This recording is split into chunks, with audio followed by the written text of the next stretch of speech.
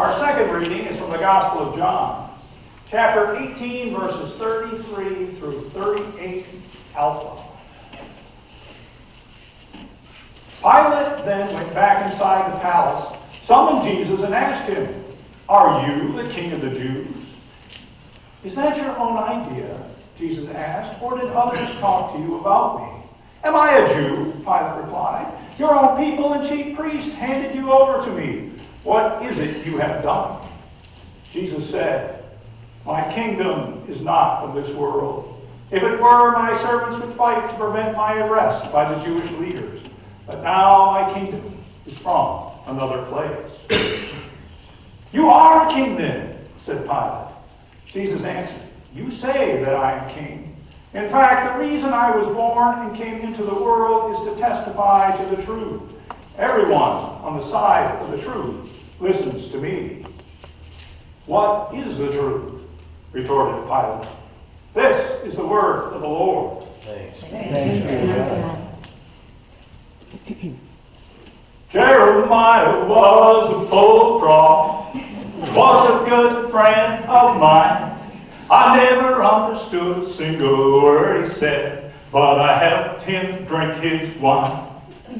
Now, I remember way back in high school, there was a song that came out by Three Dog Night. It was called "Joy to the World," and it was by Hoyt Axton. And my brother bought the 45 little single album, it had the A side and the B side. We had this old Telefunken hi-fi system that had the tubes rather than the transistors, and he must have played that song a million times. But it wasn't my favorite song because I heard it so many times, and maybe because it was my brother's favorite at the same time. Jeremiah was a bullfrog. And though the original author of the song denies it having any specific religious overtones, there are some who believe that Jeremiah was meant to be the prophet Jeremiah. I don't know about that. Truthfully, after having heard that song just the first couple thousand times, it was not in my personal top 10 list. In spite of this, the lyrics are seared into my memory, as you might imagine, because there was no real way for me to escape listening to them when my brother was demanding equal time on the old Telefunken. And I have to admit that I inflicted Don McLean's American Pie on my brother probably an equal number of times. Anyway, there's one stanza that goes, "If I were the king of the world, tell you what I do. I throw away the cars and the bars and the wars and make sweet love to you." The song was released as a single in 1971, and I think popular music speaks to the mindset of youth of any generation. However, I'm not sure how much it carries in the way of theological truth.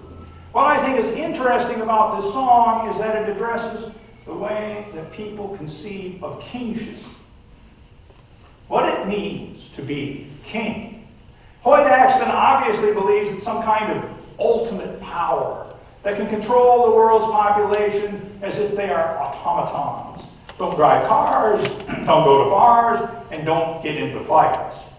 I don't think it's possible to rule humans so completely, at least not by other humans. In ancient Israel, the idea of kingship was a little bit different.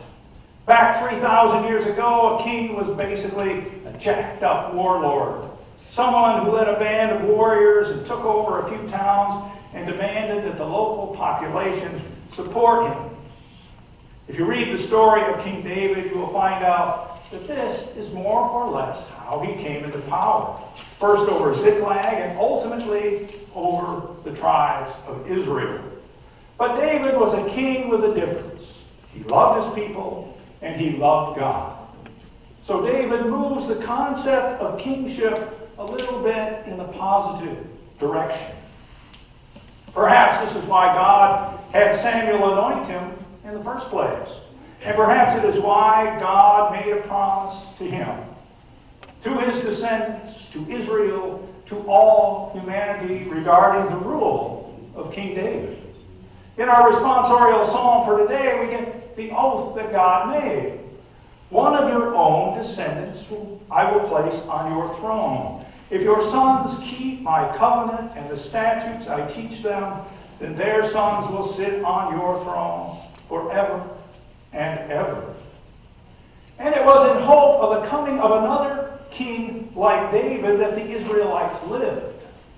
This was the Messiah, the king that they were looking for. A guy who was compassionate to his own people, a guy who could destroy all of his enemies, a Lord who would rule with an iron fist. This king would exude the temporal glory, the earthly salvation that they were craving. Indeed, this is what the apostles believed they were getting from Jesus. A man who would become king of Israel. A man of power and might. A man of compassion. They were shocked when Jesus was arrested. Shocked, I tell you. They barely had an inkling of where Christ's power lay. They thought Jesus was going to be an earthly king. But something happens in our reading from the Gospel of John. When Jesus is dragged before Pontius Pilate, Pilate asks Jesus if he is king of the Jews. Jesus takes command of the situation and responds with a question of his own. Is that your own idea? Or did others talk to you about me? Pilate responds, am I a Jew? You know, Pilate is portrayed in the Gospel of John as being arrogant, aloof, and even mean.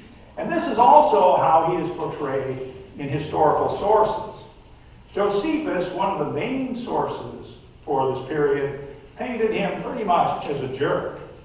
Pilate seems to see himself as better than the Jews. So his response, am I a Jew, is meant to communicate two things.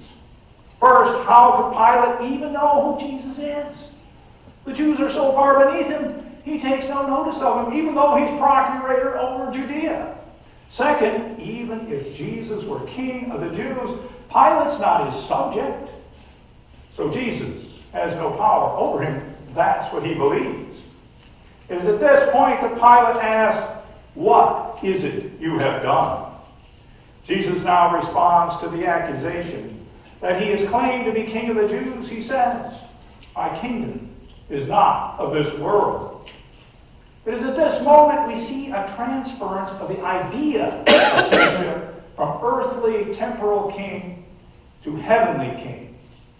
Jesus makes no claim as a warlord. He does not dictate laws. He does not rule with scepter and crown. He does not arbitrarily wield power. In other words, his power does not come from the earth. As Jesus says, it is not really of this world. If it were, there would be plenty of soldiers about to defend it. But Jesus does not deny kingship. By no means. What he says is, but now my kingdom is from another place. And there are two strange things about this sentence. The first one, I think, is that curious word, now. Now. Does that imply that his kingdom was of this world sometime before the present? I think a case can be made that in a sense the kingdom of Jesus before him being before Pilate was in some sense of the earth. All we have to do is go back to King David. From our reading of the 132nd Psalm, we all know the promise was made to David that was his descendants would reign over Israel forever. Jesus had inherited this kingship through Joseph, his earthly father. But I think we could view this as a kind of stage that Christ passes through, not for his benefit, but for our benefit. Our human understanding is limited. We have so much trouble seeing the spiritual, understanding the divine, that we can only comprehend through analogy. We know how we see kingship, but that is only a glimmer of the kingship of what the kingship of Christ must be. So God leads us through the process. First, we see the warlord David. He transits through the rule of a compassionate king over a nation. Then there's all that hope built up over the centuries about Davidic rule, the coming of a Messiah that we see so often in the Psalms and in the prophets. We are being led step by step from the temporal image to the divinely spiritual image of Christ. And the place to which we are being led is in the second half of that sentence where Jesus says that his kingdom is from another place. That kingdom is, of course, heaven. In the next verse of our reading from John, Pilate exclaims, "You are a king then." Pilate believes he's caught Jesus in some kind of prosecutorial trap. But in fact, he has just made one of the most ironic statements in the history of humanity. He's proclaiming Jesus as king. And not so much king of Israel, but of a kind that is not of this world, but is spiritual. Jesus points out that Pilate is the one saying that Jesus is a king. He says, "The reason I was born and came into the world is to testify to the truth." Jesus standing before Pilate is all the evidence needed to verify Pilate's statement that Christ is king. Jesus finally says, "Everyone on the side of truth listens to me." But Pilate has only half heard. What is he saying? He says, "What is truth?" He's just been told the truth, and all he can do is ask what truth is. But we know what the truth is. Jesus is the way, the truth, and the life, the King of all creation. So here we have been moving from the Old Testament vision of kingship through the Messiah to Christ, the spiritual king standing before Pilate. But within our readings we have another interesting glimpse at Christ as king, and this comes to us through John of Patmos in the first chapter of the book of Revelation. It's a glorious image he can only describe using metaphor and simile. Christ appeared to him as someone like a son of man, dressed in a robe reaching down to his feet, and with a golden sash around his chest. The hair on his head was white like wool, as white as snow, and his eyes were like a blazing fire. His feet were like bronze glowing in a furnace, and his voice was like the sound of rushing waters. In his right hand he held 7 stars, and coming out of his mouth was a sharp, double-edged sword. His face was like the sun shining in all its brilliance. My friends, we are indeed merely limited humans, and we have difficulty grasping things beyond our comprehension, beyond our experience. John gives us the best picture he can of what Christ the King looks like. We get a picture of purity with white hair and a white robe. His eyes are like burning fire, blazing with truth and justice. And that voice, he says it is like rushing water. Have you ever been to Quamanon Falls? And the rushing of that water has a powerful voice. It sounds like a million words coming all at once as you sit there and listen. And the double-edged sword coming out of Christ's mouth, it cuts both ways. Obviously, speaking the truth. The sun-like face almost defies looking at. This is a truly brilliant spectacle, and its strangeness to us is part of what explains it to us. Each part is comprehensible, but when we put them all together, we have an image that speaks of power far beyond our imagining, far beyond that vision of David the shepherd, David the warlord, David the king. Now, do we really understand what the kingship of Jesus entails? God has led us through time and space to help us understand. We get hints of what kingship is all about with the young David, from his anointing and his compassion. Then we see David as king, and God makes his promise. Then we have the scene between Jesus and Pilate, where we move our understanding from the physical to the spiritual. Then we see John of Patmos describe Christ. Yet I don't think we are quite there yet.